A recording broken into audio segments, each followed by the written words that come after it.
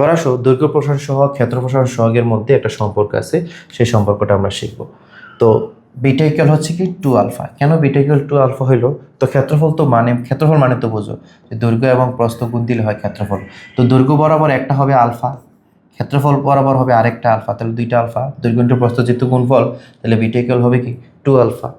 তারপর সেম আয়তনের ক্ষেত্রে গামা ইকুয়াল 3 আলফা, যেহেতু দৈর্ঘ্য বরাবর একটা আলফা, প্রস্থ বরাবর আরেকটা আলফা, ক্ষেত্রফল বরাবর উচ্চতা বরাবর বা গভীরতা বরাবর আরও একটা আলফা, তাহলে 3টা আলফার গুণ বা দৈর্ঘ্য ইন্টু প্রস্থ ইন্টু উচ্চতা, এই গুণফলিত আয়তন, ঠিক না? তো গামা ইকুয়াল হচ্ছে কি 3 আলফা। এই সম্পর্কটা আমাদের কি করতে হবে?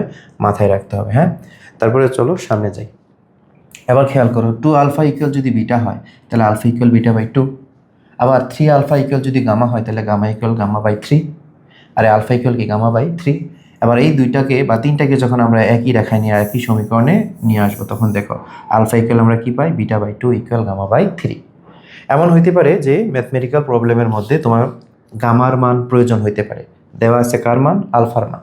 তখন কিন্তু এই তুমি আলফা এবং গামার এই সম্পর্কটা নিয়ে গামাটাকে আলফায় নিয়ে নিতে পারবে, ঠিক আছে? তারপর ধরো পরীক্ষায় বিটার মান দেওয়া আছে, তোমার প্রয়োজন আলফা, তাহলে তুমি এই সম্পর্কটা নিয়ে বিটার মান বসে আলফার মান বের করবে।